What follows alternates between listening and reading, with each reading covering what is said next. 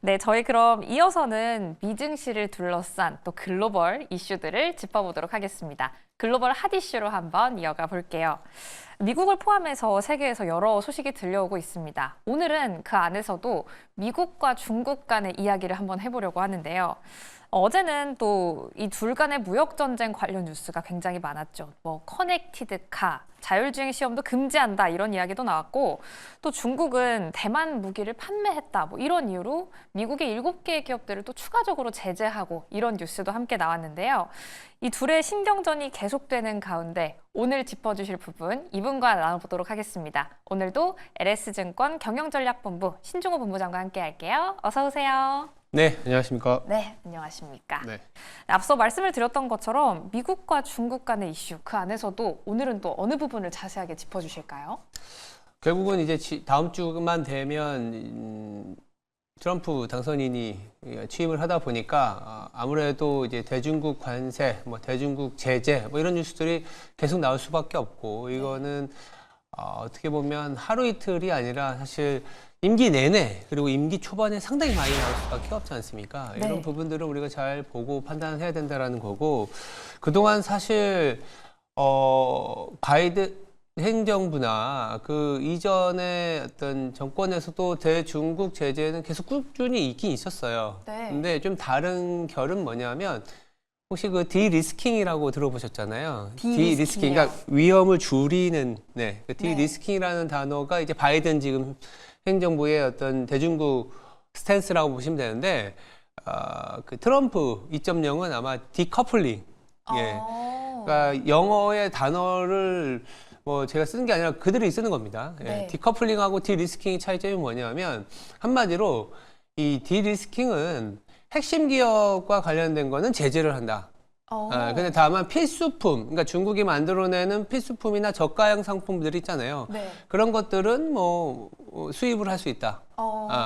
그리고 동맹국과의 관계에서 내지는 생산지가 꼭 미국이 아니더라도 동맹국에서, 그래서 밸류체인 얘기가 나왔던 거지 않습니까? 그게 네. 디리스킹이고, 디커플링은 그런 저가형 상품을 만들어내는 돈으로 네. 우리를 위협하는, 아니면 우리가 경쟁하는 핵심 어떤 사업에 중국이 투자를 할 수도 있으니, 네.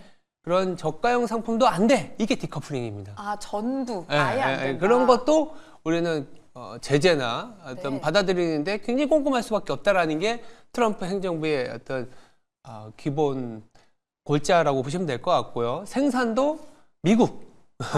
이렇게 보시면 돼요. 그래서 이 디리스킹, 디커플링이 좀 차이가 있죠. 그러니까 바이든 행정부에서도 사실 대중국 제재는 있었잖아요. 네. 이런 어떤 감도의 차이가 있을 것이다라고 보시면 될 것 같습니다. 네, 바이든 행정부와 또 트럼프 2기 뭐 기대되는 부분과 함께 디리스킹과 디커플링에 대한 이야기까지 함께 나눠봤습니다. 그러면 이렇게 또 글로벌적으로 이런 이슈가 불거지고 있는 와중에 중국은 또 뭘 하고 있나요, 현재? 네, 뭐 자막에도 나가고 있지만 내수 살리기에 총력전을 하고 있는데, 네. 의구심은 좀 있습니다. 그리고 아시겠지만 보통 이제 전인대가 3월에 열리잖아요. 네.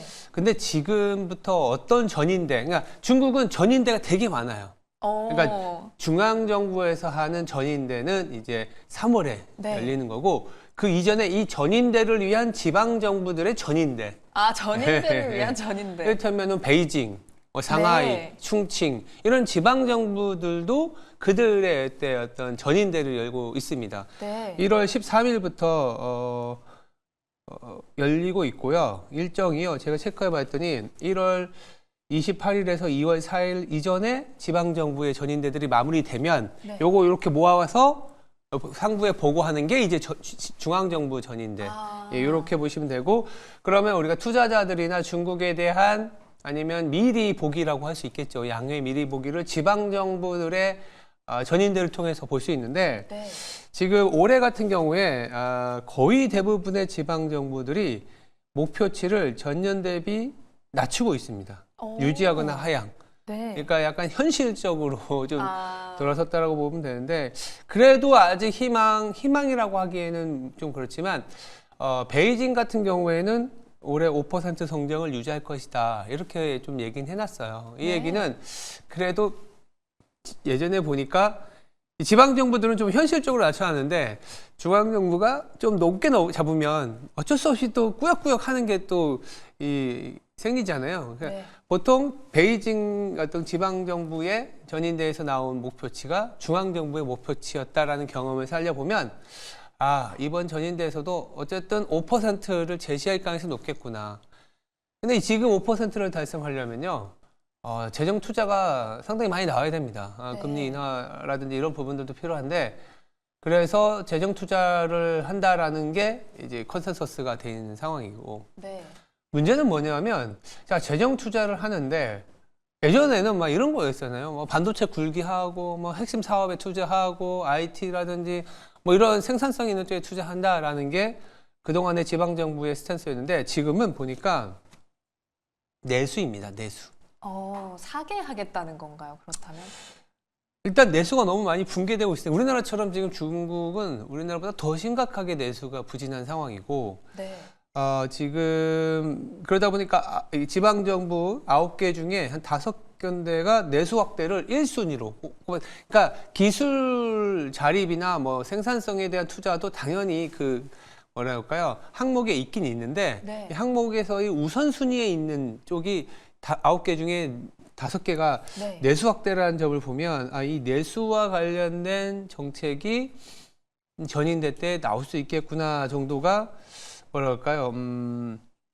기대되는. 물론 이거는 다 알고 있는 거긴 하지만 네. 이게 보통 이런 중앙정부 내지는 중국에 대한 얘기를 할 때는 그들이 어떤 단어를 많이 쓰는지, 그들이 어떤 순위에 올려놓는지가 중요하다. 네. 지금은 좀 내수다. 근데 여기서 중요한 건 뭐냐면 굳이 트럼프 2.0 시대를 개막을 했을 때 자기들도 자극을 하기 싫은 것 같긴 해요. 기술 자립으로 했으면 또 이제 관세를 더 세게 때려 맞을 수 있으니까 우리 내수할 때 할 테니까 관세 조금 아니면 우리에 대한 제재 조금 약하게 생각하는 것보다 요렇게 가려는 정치적인 액션도 어느 정도 끼어 있는 거 아닌가 생각이 듭니다. 약간은 뭐 내수를 회복시키겠다라고 했지만 그것도 관세를 의식한 그런 것 척이군요. 같아요. 예, 왜냐하면 내수를 당장 부각시키기에는 너무 많은 얘기들이 있었거든요. 내수를 부각시키겠다고. 근데 네. 이제 잘 안 되고 있는 거는 중국 가계가 이 그러니까 가처분 소득 대비 이 가계 부채 비율이 140%가 넘어요. 이게 어떤 레벨이냐면 금융위기 당시에 미국의 이 비율이 130%였는데 이거보다 높은 수준이에요. 우리나라는 더 심해요. 네. 160%. 그러니까 이게 안 되지, 소비가. 아. 그런 상황이기 때문에 어쨌든 뭐 쿠폰이라든지 보조금 정책을 써서 이제 이구환신 같은 거를 해서 내수를 살리긴 하겠지만 의미 있는, 우리가 생각했을 때 의미 있는 내수는 아닐 것 같아요. 근데도 불구하고 왜 내수를 내놨느냐. 아까 말씀드린 것처럼 미국을 좀, 뭐랄까요? 의식한 네. 그런 어떤 지방정부의 스탠스지 않았나. 그러면 아마도 중앙정부에서도 3월에 전인되는 그 계열에서 나오지 않을까 이렇게 보고 있습니다. 네, 이번에 또 양회, 지방양회에 대해서 짚어주셨는데요. 내수를 조금 살리겠다라는 이야기가 주된 골자이긴 했지만 그마저도 약간은 트럼프 위기를 우려한, 의식한 방안이었다라는 부분까지 함께 체크를 해봤습니다. 그럼 이제 미증시 전망 한번 해보도록 할게요. 어제 저희가 짚었던 CPI는 뭐 근본적으로는 전반적으로 잘 나왔습니다. 양호하게 네. 나왔습니다. 또 헤드라인 CPI는 예상치에 또 부합을 했고 맞아요. 코어는 약간 하향하게 나왔는데요. 오늘은 또 관련해서 어떤 부분을 짚어주실까요? 오늘은 이제 물가가 이렇게 잘 통제가 되어 있는 상황에서 사실은 이제 물가 안에서 여러 가지 미리 이제 보기가 가능한 게 소비의 네. 강도. 그러니까 근원을 보는 이유는 얼마나 소비자 물가 지수가 급등했는지잖아요. 근데 네. 또 소비가 너무 없으면 어떻게 되나요? 이 CPI가 떨어지게 되지 않습니까? 네. 그런 것들의 어떤 미국의 어떤 소비의 건전성 내지는 어떤 체력을 확인할 수 있는 게 이제 소매 판매. 예, 오늘 좀 예상이 되고 있는데 12월 소매 판매가 나오는데 일단은 헤드라인 기준으로는 전월 대비 0.6%, 근원 기준으로는 전월 대비 0.5% 정도 늘어날 것으로 보고 있습니다. 그러니까 11월에 0.7%에 비해서는 헤드라인은 좀 낮아지는데 근원이 높아졌어요. 12월이. 12월에는 사실은 그게 많잖아요. 쇼핑 시즌이. 네, 크리스마스도 있고, 네. 뭐 땡스기빙데이 이후에 왜 보통 보면 블랙 프라이데이도 있고 해서 그런 부분들이 아마 반영이 돼서 소매 판매가 잘 나오지 않을까. 그러니까 잘 나온다기보다는 그냥 시장 예상치 정도. 지금은 CPI나 물가를 통해서 어떻게 우연히도 잘 좀 쫓아오는 것 같은데 주 초반이 좀 그 PPI를 통해서 CPI를 통해서 금리의 어떤 과격한 상승이 좀 뭐랄까요? 정점을 지나면서 시장이 안정을 찾고 있지 않습니까? 네. 이제 시장이 안정을 찾을 때 소매 판매라든지 기업 지표들이 실질적인 어떤 경제의 컨디션이거든요. 성장, 소비가 좋구나, 투자도 더 다시 돌아갈 수 있구나, 이런 거를 판단할 수 있기 때문에 오늘 소매 판매가 잘 나온다면은 금리 인상 또 이거 너무 소비가 강해서 못하는 거 아니냐 이런 뉴스보다는 네. 그럼에도 불구하고 물가는 잘 예상만큼 잘 있다. 컨트롤이 되고 있고 이렇게 어떤 이런 경제 상황에서도 소비도 나쁘지 않구나라는 약간의 골디락스라는 느낌을 줄 수 있는 그런 환경일 수도 있습니다. 네, 네. 오늘 나오는 소매 판매를 통해서는 소비에 대한 흐름을 함께 짚어볼 수가 있겠습니다. 또 저희가 어제 금융주 실적 발표에 대해서 다뤘었는데 이번에도 또 기업들이 성적표를 내놓잖아요. 네. 이 부분도 관련해서 함께 짚어주시죠. 금융주 미국은 참 대단한 게 항상 금융주부터 시작을 하잖아요. 네. 스타트를 거의 대부분 잘 끊어줘요. 아. 네, 그래서 지금 뭐 나쁘지가 않습니다. 그러니까 금융주가 실적이 좋다라는 거는 어떻게 보면 이 매출 즉 대출이 좋다라든지 뭐 마진이라든지 전체적인 금융 시스템의 컨디션이 좋다는 거기 때문에 사회 전체적으로 나쁘지가 않은 거예요. 물론 뭐 우리 중소기업은 안 좋아. 근데 어디나 그렇지만 전체적으로 나쁘지 않기 때문에 그 이후에 나오는 실적들이 생각보다 뭐 큰 충격을 주진 않습니다. 금융주가 좋게 나오면. 그리고 나서 이제 바라보는 거는 한 1-2주 있다가 빅테크 실적이 나오거든요. 이제 월말 되면. 그러니까 순서는 금융 시스템이 나쁘지 않고 돈이 잘 돌아가고 있어. 일단 현재의 성장 오케이. 그리고 그러면 미래의 성장 이렇게 보면서 미국은 또 눈높이가 차근차근 높아지면서 미국의 빅테크 실적을 또 바라보는 시즌으로 이제 넘어가고 있는 거거든요. 네. 지금 그러니까 왜냐하면 걱정거리들 물가라든지 금융 시스템을 건전성을 확인할 수 있는 금융주가 잘 나와줬으니까 네. 앞으로 그러면 성장이 어디 있지? 그러면서 뭐 양자 컴퓨터도 다시 보게 되고 빅테크들 다시 보게 되고 왜냐하면 1-2주 있다가 실적 발표가 있거든요. 네. 근데 그 사이에 나오는 어떤 기업들이 뭐 일부 업종들에는 영향을 줄 수는 있어요. 뭐 오늘 밤에는 뭐 유나이티드 헬스라 그래서 어떻게 보면 의료보험과 관련된 약가와 관련된 예전에 이슈도 있었죠. CEO가 살해되는 네. 총격을 당했던 그만큼 미국 내에서는 또 트럼프 2.0이 시작되면서 약가와 관련된 내지는 유통망에서의 이 기업들이 차지하는 비중이 워낙 크니까 네. 근데 우리나라에는 딱히 이 영향이 있진 않을 거예요. 근데 약가 인하를 하려면 어떤 게 있어요? 대량 생산이 돼야 되고 싸게 만들어야 되잖아요. 네. 그러니까 제네릭이라든지 아니면 CDMO 위탁 생산 업체 그래서 뭐 삼성바이오로직스나 셀트리온 같은 기업들이 일부 영향을 받을 수 있는 실적 발표이고 네. 또 하나는 미국에서는 아니지만 우리나라 시각으로 한 오후 3시쯤에 우리 장중에 아마 TSMC가 실적을 발표할 것 같아요. 네. TSMC가 실적을 뭐 이미 근데 12월 실적 발표가 나왔기 때문에 그러니까 충격? 아니 반응이라는 게 그렇게 크지 않을 수는 없지만 네.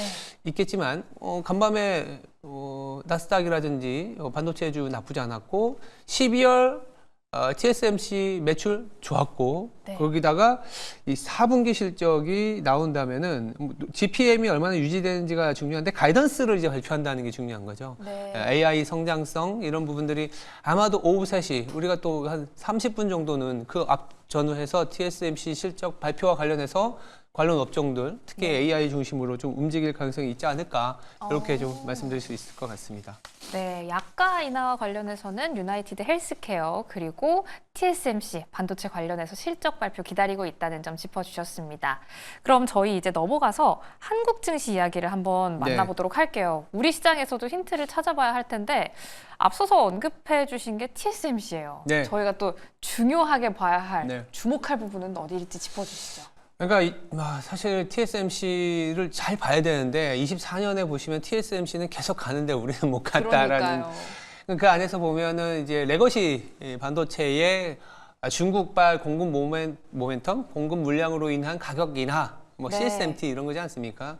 그런 것들이 어쩌면 TSMC와 삼성전자 더 나아가서 SK 하이닉스도 영향을 받았는데 지금은 그 레거시 업체에서의 아니면 중국발 그 공급의 아픔은 남아있지만 많이 반영했다라는 정도인 것 같고 앞으로 그러면 성장성 있는 쪽은 역시 AI 쪽 그리고 네. 어떤 그 엔비디아와 TSMC의 어떤 밸류체인에 관련된 쪽이지 않겠냐라는 어떤 모멘텀을 준다면 반도체 내에서도 그리고 메모리 우리나라 메모리 내에서도 SK 하이닉스와 삼성전자가 이제 다시 특히 SK 하이닉스 중심으로 봐야 되겠죠.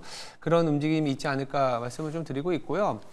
한국 증시 얘기한 김에 오늘은 사실 좀 내부적인 이슈들이 더 많을 것 같아요. 네. 어제 뭐 정치적인 어떤 이벤트도 있었지만 사실 오늘 금융 이벤트가 있는 게 우리나라 금통위가 있지 않습니까? 네. 그래서 주초반만 하더라도 이거 최근에 미국의 금리 상승 그리고 연준의 스탠스 잘 나오고 있는 지표로 인해서 이거 쉽지 않겠다. 한국은행도 네, 환율도 좀 봐야 되고. 네.